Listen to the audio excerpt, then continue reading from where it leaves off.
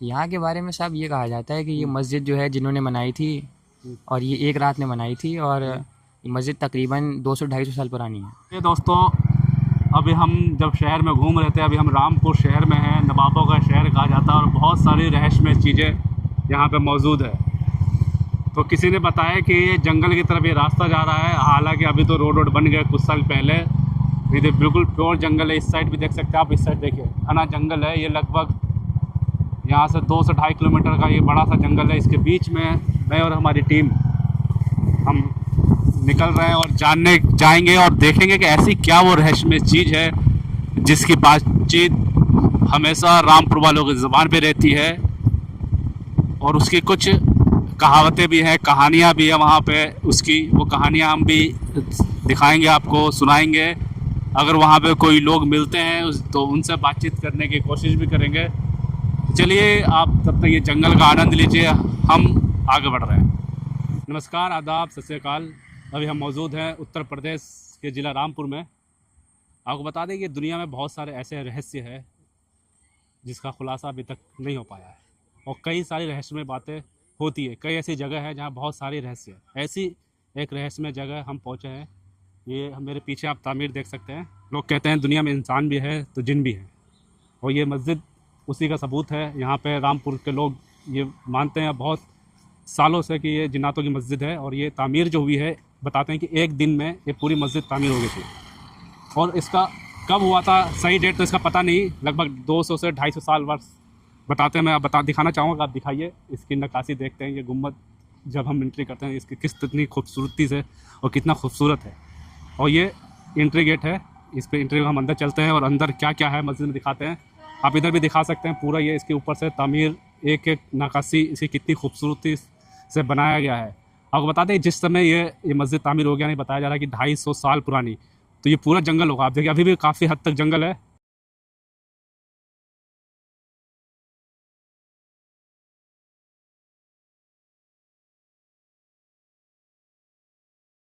ये मस्जिद के अंदर दाखिल हो चुके हैं, और मस्जिद में आने के बाद पहले हम मस्जिद का बाहर का हिस्सा दिखाएंगे। ये जो गुम्बद हमने दिखाया था, एक बार और कहूँगा, देखिए कितने अच्छे से गुम्बद बनाया गया, नीचे भी है। और ये अभी का वज़ू खाना है जहाँ पे वज़ू नमाजी करते हैं। पहले ये हौदिया कह सकते हैं। इसमें बता रहे थे, मैंने यहाँ के इमाम से बातचीत की नमाज ये वीडियो शूट करने से पहले, हालांकि वो कैमरे में बोलने से मना कर रहे थे। पीछे आप ये जो मस्जिद देख रहे हैं, ये मस्जिद जिनों वाली मस्जिद है, यानी जिन्नातों की मस्जिद इसे कहा जाता है। इसका तामीर बताया जाता है कि आज से 200 से 250 साल पहले हुई थी। और एक और ख़ासियत बताया जाता है, एक दिन में मस्जिद तामीर हुई थी। और जिस तरीके से इसकी नक्काशी, इसकी खूबसूरती है, लगता नहीं है कि एक दिन में ये तामीर हुआ होगा, लेकिन ऐसा कहा जाता है। लोग यहाँ से कहते हैं, बहुत सारे लोग यहाँ नमाज भी पढ़ते हैं, अभी भी नमाज पढ़ते हैं। ये हम नमाज के टाइम में यहाँ पे आए थे ये जानने के लिए कि यहाँ नमाज होती है या नहीं होती, लेकिन नमाज यहाँ पे होती है। पहले मैं मस्जिद कहूँगा कि एक बार अंदर से हम देख लेते हैं। आपको दिखा दूँ दूर से कि 3 गेट यहाँ पे आप देख सकते हैं। कि इसके पहले मीनार दिखाइए आप ऊपर से। देखिए मीनार भी बहुत खूबसूरत है, मस्जिद भी बहुत खूबसूरत है, और इसके 3 गेट हैं जिसमें मस्जिद में जाने के लिए मस्जिद में दाखिल होते हैं। मस्जिद के अंदर का हम दिखाएंगे आपको। अब ठीक है, बिल्कुल हम मस्जिद में चल रहे हैं। अभी हम मस्जिद के अंदर दाखिल हो चुके हैं, और बताया भी जाता है कि नमाज के टाइम ही इस मस्जिद के गेट खोले जाते हैं, और ज़्यादातर टाइम ये गेट बंद होता है। इसलिए हम यहाँ पे आए मस्जिद के वक्त में, ताकि आपको मस्जिद के अंदर का भी जो है दिखा सकें। आप देखिए इसकी छत अभी भी वैसी है, कितनी पुरानी है।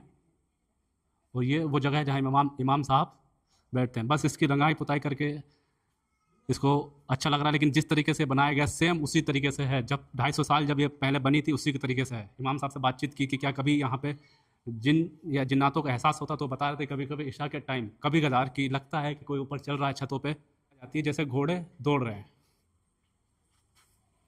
कहते हैं जहाँ पे अगरबत्ती जलाई जाती है और दिए भी जलाए जाते हैं।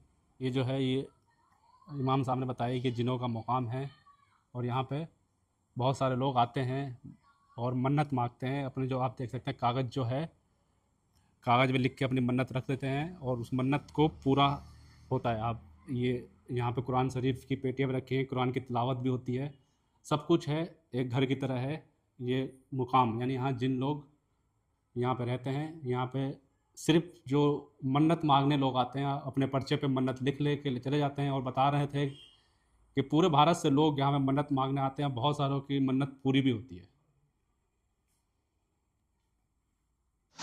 तो जिनों का जो मुकाम, जो घर था जहाँ जिन रहते हैं, उसमें हम अंदर जाके महसूस किया। जब हम अंदर गए तो कुछ अलग सा महसूस हो रहा था। बाहर और मस्जिद के अंदर ठंडक थी, लेकिन अंदर बहुत ज़्यादा गर्मी थी। ऐसा लग रहा था कि बहुत सारे लोग यहाँ मौजूद हैं, यानी जिन यहाँ रहते हैं। इसका सबूत हमें भी इसका एहसास हुआ।